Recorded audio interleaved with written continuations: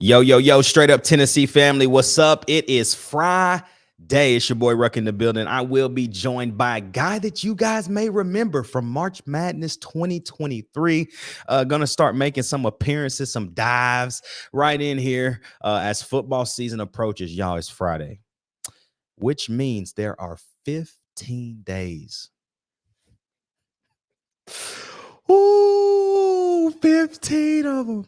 I'm talking about almost less than 2 weeks till we get to see that orange and white smack somebody other than themselves. Because today we talking all things scrimmage number 2 notes, who played, who did not play.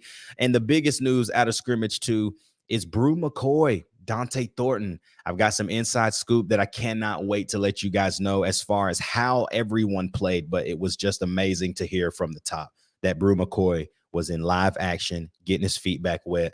And obviously we'll talk about who didn't go, who did go, and who made some noise in scrimmage too. Obviously, Josh Heupel had an interview as well. We'll dive into that. But man, I cannot wait. It is Chop It Up Friday. You already know what it is, man. It's your boy Ruck in the building. It's straight up Tennessee, baby. 15 days, y'all. Woo-hoo-hoo-hoo. Let's go. First play, second quarter, touchdown Tennessee. That throw's intercepted.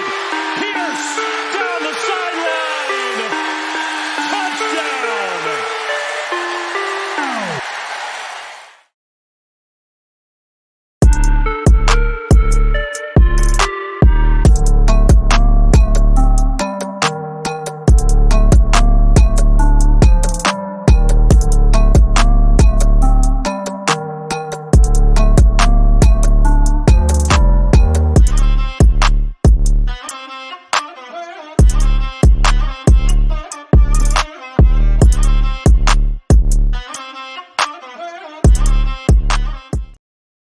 What's good, everybody? Welcome to Chop It Up Friday. Once again, it's your boy Ruck in the building. I'm about to be joined by a boy, a friend, one of my homies, one of my besties. It's going to be a great show today, man. I cannot wait. You already know what to do, though. It's the top of the show. Like, comment, subscribe. Hit that bell notification right now. If you're not following us on all of the platforms, let me go ahead and do you a favor. Right here, if you're watching on YouTube, everything's scrolling at the bottom of the screen. Follow us on Instagram at Straight Up Tennessee, Twitter, Straight Up TN, Facebook, Straight Up Tennessee. All the content you want is right there. Hey, y'all, thank you as well. Right now, I cannot forget this at the top of the show. The Dante Thornton show from Wednesday went absolutely insane. I mean, we're literally almost at 1K views on that one. Podcast listens have been going crazy since that episode dropped. And it's all thanks to you guys, man. I appreciate it. We so appreciate just the love, the support. And I'm sure, man, I'm sure that was a treat for you guys.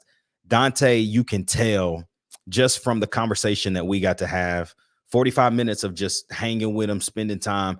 You saw the maturity that has kind of shifted in him. The maturation is there. Like you see, last year it was all about numbers. He was just like, man, I got to get this. I want 10 touchdowns. I want this. But you can tell now he understands that, man, like I just have to go play my best football and let everything else fall in place. And so if you haven't got the opportunity to watch the Dante Thornton Jr. show, go back on the channel. It dropped on Wednesday, the 14th.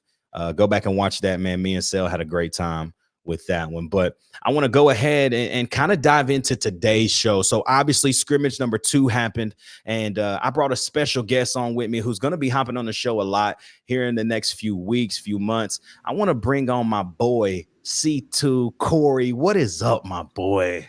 What up, man? Hey, I need that intro, like just that clip from my morning alarm when I wake up, because every time it gets me hyped, man. Every single time. That's the best. That's the best first set at the gym song. It like gets you locked in. You're like, okay, I'm here. I'm here to do things. And 100%. But yeah, man, how you been, bro? So good to have you on the show. The listeners getting hear another new voice, man. What's up, bro? Hey, man, I'm glad to be back. You know, it was in a lot of classes for a little while, so I didn't have time to join in. Plus, you know, getting married and everything takes up a bit of time. You know, got to get adjusted. But man, I'm glad to be on. I can't wait. 8 days till college football, 15 days until football time in Tennessee. I just can't believe that in week 0 we literally get Georgia Tech, Florida State. Like Mhm. typically week 0 is like your Middle Tennessee State and Toledo or like something just strange, but like Georgia Tech's actually decent, which is Right, that's what I was gonna strange. say. So it's Yeah. kind of like this is actually a really good ACC matchup to start the year. So Normally, you see Georgia Tech in a game, and you're like, whatever. But this year, they may be a little different. Florida State yeah. may get a little bit more than they bargained for in that opener. And I like it too because they got the transfer quarterback from A&M, Hayes King. He's now Hmm. the starter for Georgia Tech. They got a couple of more pieces. Warren Burrell, who was a corner at Tennessee for 4 years, is now there as a graduate senior. I mean, the roster is built for Georgia Tech, so I'm interested to see, like, hey, do they compete for a little while, or do they stick in it and potentially win that game next week? So, Hey, maybe I'm a little salty from the World Series still, but the College World Series. But I'll be pulling for Georgia Tech next weekend for sure. 100%. Y'all, let's go ahead and dive in, man, really quickly to just the scrimmage overall. Obviously, Tennessee had a scrimmage on Thursday morning, a little different than what was last week on Friday. They did a Friday night scrimmage on last Friday, and then on Thursday they did a morning scrimmage, and so little different approach. But overall, from what I hear, the scrimmage was clean. So, and what I mean by clean is not a ton of penalties, not a ton of just, no injuries. Jesus, thank you. No injuries. But just clean football. And you did not hear that a lot last season in scrimmages. All we heard was how sloppy it was and the turnovers, the defense just getting after the quarterback. And it is I'm cautiously like optimistic that this team is just that much better than 2023. That BVS popping up. Yeah, just a little bit, but I heard that practice was clean, the scrimmage was clean. The biggest thing that they did with this scrimmage was the focus was all of the new technology, all of the newness that comes into college football this year. So they spent a lot of time doing TV timeouts. They did a lot of time on the iPads, working from coach to player communication, specifically with the new microphones in the quarterback's head. So they're working through these scenarios live so that here in 15 days, man, when they strap on the pads, it just makes sense and it doesn't feel like it's too new. And so they did a true simulated game where they did TV timeouts, they did halftime. I mean, they did the full 9 yards. And so with the helmet communication, Cory, like, how much do you think that that's going to play a role on the offensive side for us, but then also defensively, because now the Mike linebacker, whoever's that captain, has one as well. Like, does it benefit us offensively and benefit maybe the opposing team's defense, or is the tempo so fast that it won't truly matter? You know what I mean? Yeah, well, I think it will definitely benefit us. I think that was honestly the smartest thing that they could do in two parts was not making it a full contact scrimmage like last week's was. Yeah. So they were still hitting. It was still a little bit of a thumping practice, but it wasn't like go all out, blast each other type scrimmage. But then building into where they're using the headsets, doing the TV timeouts, practicing all of those things that, if you don't practice them before the season, could easily interrupt momentum. If you need it to interrupt momentum, you can use those TV timeouts to get your mind right. If the team's playing sloppy, like we saw them play at the away game in Florida last year, wish we would have had a couple more TV timeouts in that game to get our heads right. But I think honestly, I think it'll have more of an impact on defense because I believe they're still going to be mostly using the sideline signals so we can keep our tempo up with Heupel only jumping into Nico's ear if maybe he sees something that doesn't match up with the signals that were given to, have him identify the mic, have him look out for something that the defense is doing. But since most of the teams we play are a bit slower offensively than we are, I think that really gives us a chance talking to our leader on defense to identify some things and shift into some things. Yeah, I think it's going to give us an opportunity to truly expose some things quickly. It's like, Heupel now is going to have the opportunity to say, hey, like same thing, but now look here. And then it'll cut off. Right. And like, I don't know the full details on it. I want to know. I don't know if you know, like, is it like at a certain moment in the play clock, it cuts off, or I haven't really looked into that, to be honest. Yeah, I think it is, but I don't remember exactly what that moment is, to be honest with you. I can look it real quick. Yeah, I was looking it up too, because I was like, man, I'm interested on how long that is. Here we go. Communications will be closed with 15 seconds remaining on the play clock. There we go. 15 seconds is what I thought, but I wasn't 100%. Yeah, I thought it was 10, so I'm glad I read that. So basically, play clock restarts play after play at 40 seconds or 25. Pretty sure it's 40. I think, yeah, I mean, I think it's 40. I think it's only 25 coming out of like a timeout or other stoppage, right? That makes sense. Yeah, that makes sense. So that's a long time, bro, to communicate. Now, our tempo doesn't really allow for that, right? Now, there's sometimes we're checking out of things, but I think we saw more checks in 23 with Joe Milton than we've seen since Heupel's been here, right? Well, you know when it'll really come into effect for us on offense, though, is because we slow down when we're in like a 3rd and long situation. And we really, and that's really trying to scheme up this play. Yes, so that's when it'll be super beneficial for us to have. And honestly, on defense, because, man, we could not get off the field last year on 3rd and long. No. Those are the key moments where I would like to see this really come into effect for the team. Yeah, and I think it will. I think it'll really liven some things up for us. And hopefully with this scrimmage specifically, it took us to another level of getting used to it, because it is new. Like, yes, it's beneficial, but it's not beneficial if you ain't getting used to something. And so I think it's dope that they got an opportunity to kind of run through it and make it feel like a game. So real quick, like the did not play list was not very long. Specifically, I only want to hit the big guys. Cam Seldon obviously did not go. Dylan Sampson didn't go. Ricky Gibson did not go. Still had a growing injury. He's still nursing that. If it was a game day, Ricky Gibson would have played, but he did not play. Biggest news out of the day for me is that Brew McCoy played in this scrimmage, and it wasn't just, oh, let's get Brew in and kind of walk. No, like he played full go. Yeah, he didn't have the no contact jersey on. He was full go. Had on the white jersey. He was a full go. And so it was just, for me, that was the biggest thing. Also, big news as well. Lance Hurd and Andre Carrick both went as well. As we know, Andre Carrick is competing for that left guard position. He had to play in this scrimmage if he even thinks he's going to win that job, bro. Like, he had to play. He's been nursing, and they let him run. He started. Lance Hurd started.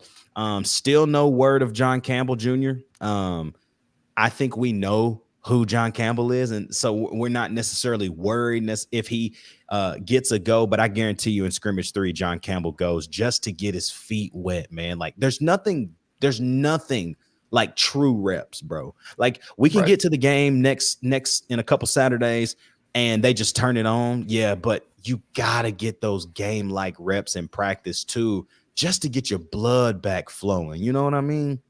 Especially with the changes they've thrown in, man. I mean, we've been seeing it even in the NFL this preseason with the changes to the kickoff. Teams are lining up on the wrong yard line.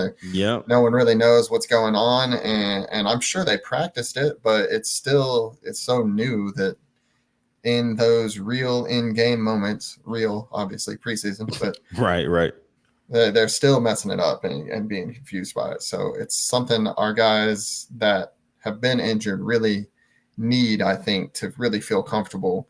I don't think it'll be that big of a deal when we're playing Chattanooga, but week 2 versus NC State, that's when we really need to be locked down. Yeah. I kind of want to share with all the Straight Up Tennessee family real quick before we keep it going, just kind of a quick cliff notes of how the day went. I got some inside scoop, not going to really share where I got this from, but this is true. And I can tell you it's facts. And so I kind of just want to share this with the team, with everybody, just so you know, kind of how the day went.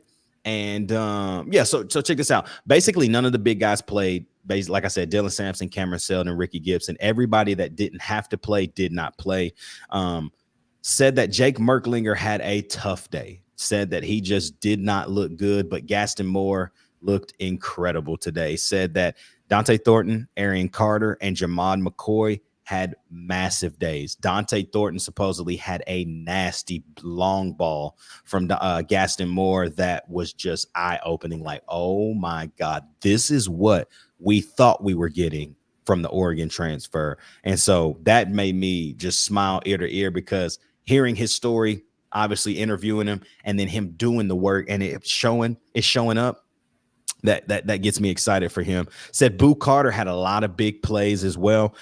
Said Deshaun Bishop, the Carnes product, was RB1, started. Said that in this scrimmage alone, Deshaun Bishop earned himself carries in the fall.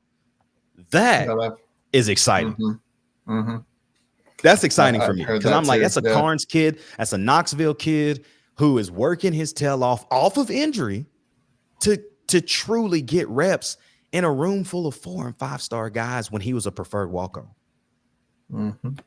I mean, come on. Said that Christian Charles started at star today. So Christian Harrison started at the last one. Boo Carter was rotating, but they said Christian Charles started this scrimmage at star.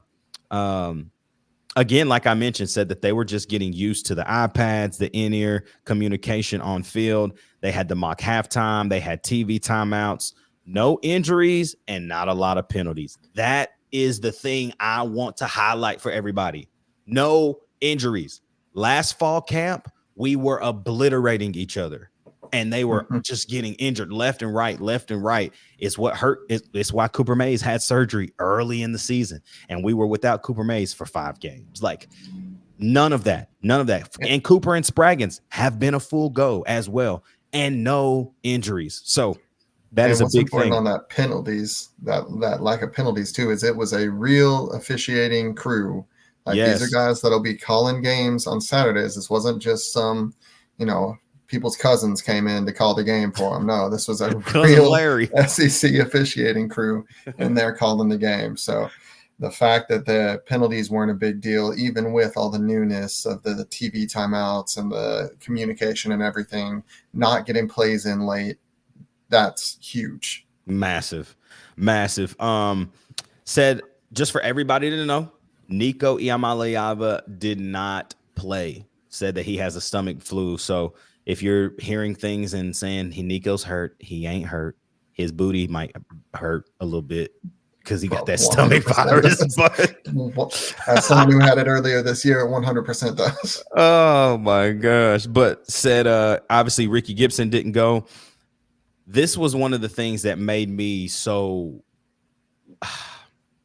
I feel like the weakest position group in the last few years have been the tight ends. I think we've just been thin in the tight end room. But I want to read this in quotes. It says, the tight end group was absolutely disgusting. That, to me, lets me know that group is nasty, bro. Mm-hmm. Just every one of them, Miles Kilselman, Holden Stays, and Ethan Davis, said the tight end group was disgusting. That means, bro, they're good. And I cannot wait to see them play. But everyone talked about Dante, just saying that the play he made people go, wow, bro. Like, this guy is everything that we thought he was. Also, Brew played. That was awesome to hear. Brazel, you know what he's going to do. I'm excited for Chris Brazel big time. Oh, yeah. The clip that is surfacing right now of him snagging on Jordan Matthews, yes, it is offensive pass interference, but it is still nasty. Yeah. Well, it's the acrobatic. Like, that's athleticism, bro, to make a play like that. I'd rather him make the mistake of offensive PI in scrimmage rather than in the game, but it shows he's physically willing to create the contact to go up for the ball if it's a contested catch. Exactly. And he went and got that thing. Oh, yeah. So obviously with that news, bro, let's talk about Heupel. Let's talk about what Josh Heupel had to say after. So I just want to read. I always like to read the opening statement just so everybody knows kind of how he set it up and then kind of what flowed. So he basically says, great to get back inside of Neyland to scrimmage again. All in all, the scrimmage went really well. Offense, defense, got good on good, worked on special teams too, trying to find the right guys on those units. We got a chance to work with the situational football, worked on some crowd noise as well as like it was a road game. So I thought that the day went really well. They asked him, Cory, they said, basically, what did you like and what did you least like about walking off the field? And, he's like, I thought that the operation was great. They used the iPad, worked up the mock halftime, said organizationally, he thought they played really clean. I haven't heard that word of playing clean this much since he's been here. And that, bro, gives me so much hope, bro. Like 100%. We're just playing like in this offense. What we saw in 2022, bro, like what we saw was the less penalties and the less mistakes. Really, truly, not even the more points, but just it was so efficient, and which led to more points. But it was just when the operation is clean, bro. Man, they make it just look so easy. And I'm hoping that that's what Nico brings. 100%. And I will be interested to see one of the reasons that week 2, not just because NC State is a good team this year, one of the reasons that's highlighted is because it's away from home. And the one knock, it's not really even a knock. The one thing with Heupel and this team over the past few years is when it is a big game away from home, we tend to play sloppy. We struggle.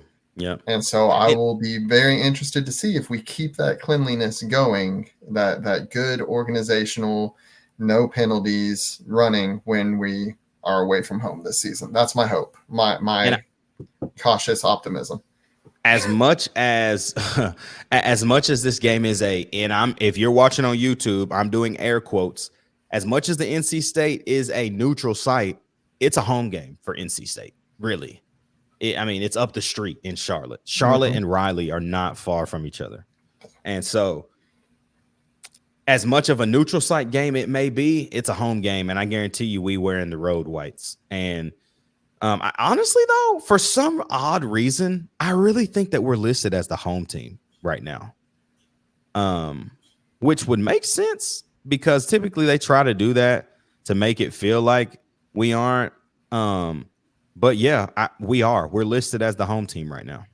So, yeah, this is about as much of a neutral site as when Georgia's in the SEC championship in Atlanta. Dude, oh goodness. Here's what's funny too, right here. ESPN FBI, the matchup predictor already for week 2 has Tennessee at 69.4% to NC State's 30.6%. So the hype around Tennessee is there. NC State's ranked. They're number 24 in the country. I think their first game is against a cupcake, Western Carolina. So they should win that game. And they actually play Thursday, the 29th. And so they actually, bro, they get 2 extra days to prepare for Tennessee. So take that as you will. I don't know if that matters that much, but take it as you will. You get 2 more rest days. That certainly doesn't hurt. Yep. That definitely matters. The spread is already 5. Says the total points is 56.5. I think it's going to be way higher than that. Yeah, that seems a little low to me. Grayson McCall, the transfer from Coastal, is now there. Yeah, they should. I'm very aware that NC State should score, 20, 28 points that game, probably. Unless our defense is just nasty, and I hope that we're just nasty. That game should break 60 fairly easily, though, in my opinion. Easy. Yeah. My total would be somewhere around 65, probably. Right now, I like the 5. I like Tennessee by 5. I'd take that. I'd take the spread right now for sure. But also ask me that in 15 days. So that spread might go to 14 for me because I'm just crazy, right? So in 15 days, we're calling Tennessee by 100.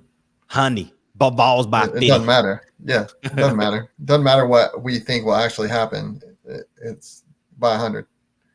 Yeah. Before I even ask you something else about just the schedule in general, let's go back to Heupel's comments. Why does Jimmy Himes always ask the dumbest stuff? Oh, that Bro, was my like I favorite just part. don't understand. First of all, I thought Jimmy Himes retired, right? I thought he was done. He keeps showing back up. He keeps showing back up, bro. And they genuinely ask they ask him, name by specific player who shined today. Basically, Offensive position players, yeah, that's how he said it. which Offensive he'd skill. already covered multiple Yeah, and Heupel times. said, by what do you mean? Like, he's like, bro, what are you talking by name? And then Heupel's like, Squirrel White look good, and he goes through the thing, but you could tell he was aggravated. And then what did he say at the end, bro? Like He after said, he went through the "Thanks." whole player list.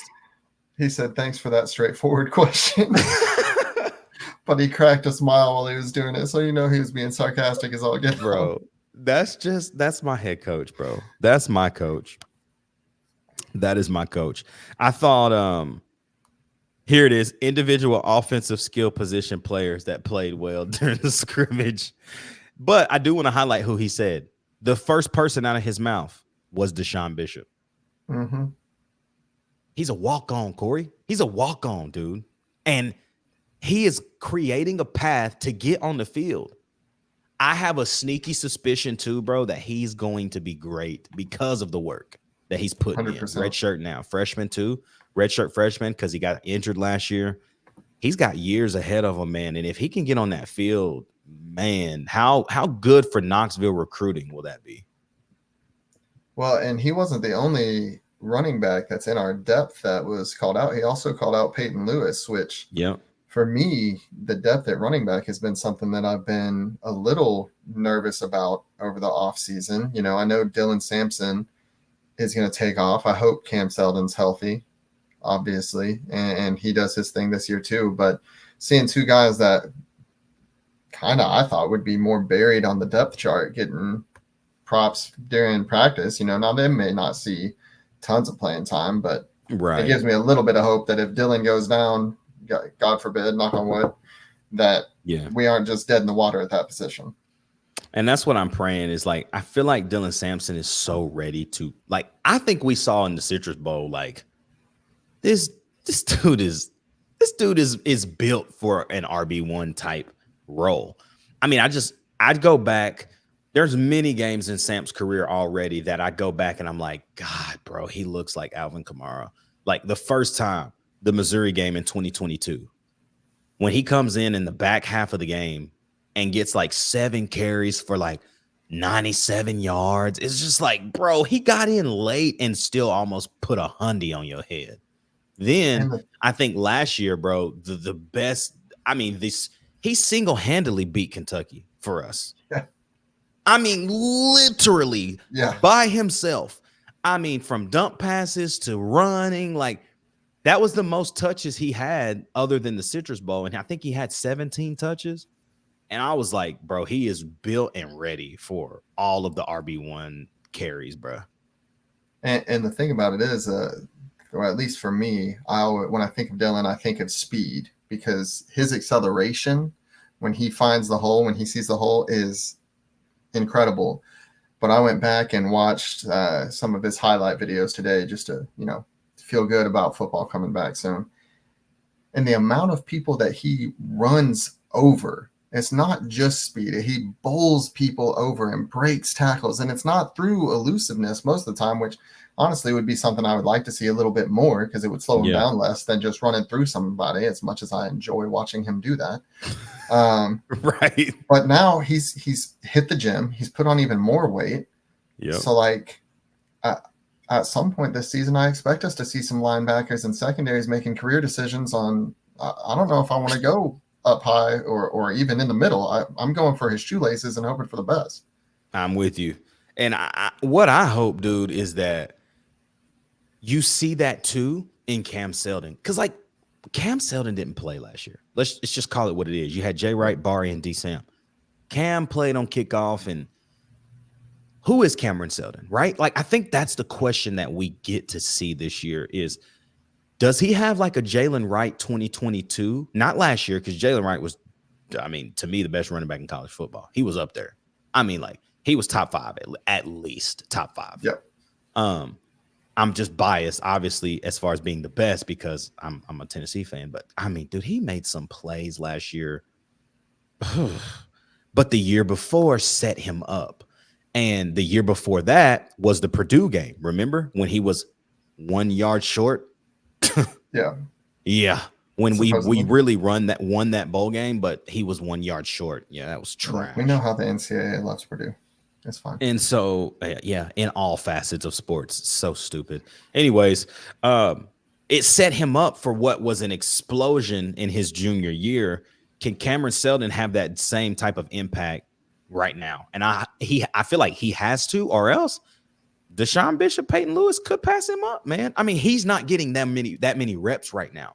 He's not getting scrimmage reps. So, like, we're just trusting on talent. And for the most part, that works. But I just don't know when you don't truly know who he is and what he's going to bring to the table, right? So, I don't know, bro. I don't know. But that's what makes me so excited, man. Like, all you're hearing is good things. And that in itself just makes me so ready, bro. 15 days. Like, I'm not going to be able to think. Like, after next week, when we go live on Monday and then we drop a video on Friday, like, it's game week, Cory. Mm-hmm. It's game week after that. So my whole mentality changes. Like, now we got an opponent to talk about. And I know it's UTC, but we still going to do who is UTC, and we're going to figure out who they are, who could beat us, who could get something nasty from them. Now, Tennessee's going to win by 40, 50 points, but we want pure domination. Like, I want goose egg from UTC. I don't want a tutty. I don't want a tutty. Nothing. I want like 5 or 6 James Pierce sacks. Talk about it. You know, a couple for everybody else on the defense too is fine. But I'll tell you this, as I a little bit try to be realistic in the lead up to football season, but once it's game week, all semblance of realism on that first week is out the window for me. 500 Nico passing yards before he gets pulled out at the end of the first quarter, while we're up by 65. You know, that's what I want to see. 500 of them things, bro. What? In the first quarter. In the first quarter. Dude, you're ridiculous for that. That's ridiculous. I think what excited me most, and you brought it up a little bit earlier, I think the underrated position group, in my opinion, this year going in is the tight ends. I 100%. Think if we can get not just solid pass catching to get us out of some sticky situations when our wide receivers are being clamped up against some of the better SEC defenses, but in the pass blocking and downfield blocking, if Nico has to scramble and the tight ends have gone out on a route, I think that's something that can really, really be a underrated key for us this year when it comes to those close, big games. Yeah, Alabama, Georgia, Oklahoma.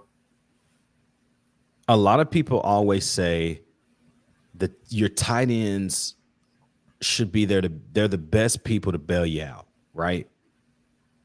They might be one of the best groups in the SEC, not just bailing us out, but like truly making plays, bro. You get the number 1 tight end in the portal in Holden Stays. You got a young kid in Ethan Davis whose body is completely transformed, who played receiver in high school, but now has transformed the receiver frame into the tight end position. He can stretch the field. And then you bring in the transfer from Alabama, who only played against great competition all the time in practice, in Miles Kisselman. He's going to play. I think Heupel's going to run all 3 of them. And I really think this is the first year, bro, that we truly might see a deeper wide receiver rotation. 100%. That makes me so excited. I'm tired of seeing 3 guys. Like, let's see 5 receivers and all 3 tight ends. We will make defenders quit. We will make defenses quit, man. That is what I want to see. You watched a team go out into a formation with 3 tight end set, and you didn't know if they were passing or throwing. Like, that is what we are set up for. That's what we are set up to do, bro. You are not kidding. You ain't kidding. What do you do at that point? Dude, you're not wrong. You ain't wrong. I'm gonna tell you that. That's what I do know. You're not wrong. And what can happen, dude? What can happen if we do indeed make that kind of noise, so much so that it blows up the SEC and they don't know what to do? That is what I'm excited about, man. That is what I'm excited about. So, but y'all, man, thank y'all for tapping in today on Chop It Up Friday, man. My boy C2 with me. It's gonna be fun, bro. This year between myself, C2, Sale, Turner, like when we all finally get to do a show together, it might go for 4 hours. I don't know. We'll see what happens. But probably won't go for 4 hours because then I'll have to definitely just end the show. But y'all, we're 15 days away, man. On Monday, we're live, same time, 7:15 Central, 8:15 Eastern. We're live on YouTube. We will be talking literal game week preparations. We know that the week before, like, they only have 3 more full practices that are considered camp. They turn the page, man, and it gets into game week. We're going to talk about that. We're going to talk about the schedule. Look at the schedule. Hey, I did one earlier, but I want to do one with everybody and get everybody's point of view on what is realistic. Let's not be fans for a minute, and let's be real. What can Tennessee truly do in 2024? Are the playoffs really there? I truly think they can, but I want to go back and look at it with everybody. So see us live, man, on Monday. It's going to be so much fun. I can't wait to see y'all. It's going to be a fire show. Y'all know what to do, though. Like, comment, subscribe, share, hit the follow button, hit that notification, hit the bell so you never miss an episode. Y'all, we're climbing 1K subscribers before literally. We got 15 days to hit 1K. Can we do it? Let's do it together. I got one more thing I want to say before we log off. What you got to say? What you got to say, bro? Turner. Deontay's back. Brew's back. Cam will be back. Heck, I'm back. Where you at? We need Turner, you back. Where you at, Turner? We got all of our players coming back. Where you at? Come back. Come back Monday. That's all I got to say. That's all I got to say. Hey, y'all, man, for my boy Cory, it's your boy Ruck in the building. You already know what it is, man. It's straight up Tennessee, baby. We'll see you back live on Monday. Ooh. And then on Monday, y'all, we even closer. We'll see y'all Monday live, man, on YouTube and Facebook. We love y'all. We appreciate it. Have a great weekend. We'll see you live on Monday.